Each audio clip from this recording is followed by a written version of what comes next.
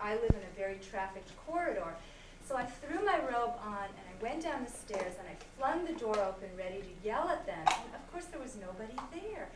So I went back to bed and I turned my head a certain way and there were all the voices again. And then I turned them back another way and they were gone. And so I started talking to different people about it, saying, has this ever happened to you before? And people would say, yes, that's happened to me. And they would describe times where they were by a waterfall and they heard voices, or another friend recently told me that she heard the humidifier was on in her home and she thought the guy below her was playing music at 2 in the morning and she was really angry and she got up and turned off her humidifier because she knew about my piece, and of course it was really silent. This is how far I've gotten in the actual study of it. There's something called auditory streams and auditory scene analysis.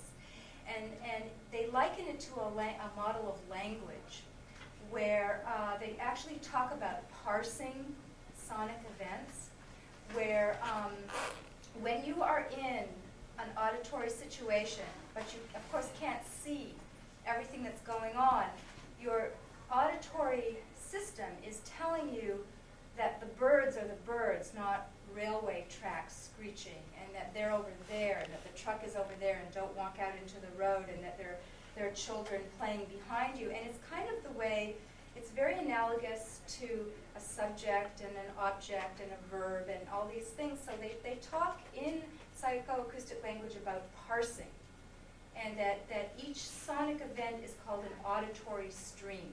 And they break it up almost like phonemes, that each auditory stream gets its own place in this psychoacoustic, in this gestalt that your brain tells you what's going on sonically. Now, the book that I'm reading doesn't have a lot of information on what's called auditory hallucinations, but that's what this piece is about. And what I've done is I've simulated that experience of, there's all sorts of pink noise sources like humidifiers and air filters, and there's this little pink noise device called a sleep sound that helps me sleep at night. And they're all layered, and they come in and they go out, they rise and fall. But then just at the threshold of audibility, I've inserted little subliminal audio suggestions to get your mind to start creating your own aural imagery. So there's bits of conversation, or there's a train station, or there's music, or there's bees, or all sorts of things. And some of it's really frivolous, on my part, of just sort of inserting these things that you may never hear. But what's happened in Boston anyway, where I first had this piece in February, is that people will come up to me and say, oh, so you used opera and Tom Waits and a rainforest, and none of that's in there. So that's really good, because I know that some people at least are having their own audio experience, creating their own aural hallucinations. So that's what I've done. This piece is a catalyst to encourage your brain, your auditory pathways, to create its own aural imagery within all this pink noise. And I will turn it on and let you listen for a while. It's pressed onto 2 CDs. And the first CD, the left channel contains all the pink noise sources, and the right channel contains what I call the Mirage sounds. And, oh, you made it. Come in. Hi. And I have to tune this piece to every room.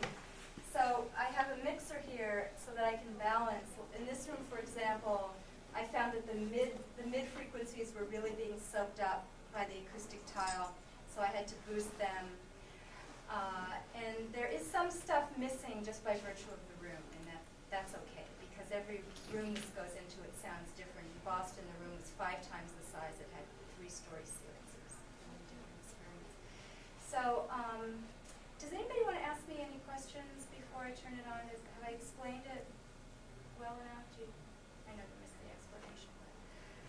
Can it be hazardous to your health hazardous to your health. Right? Okay, so I'll just. We haven't been sued yet.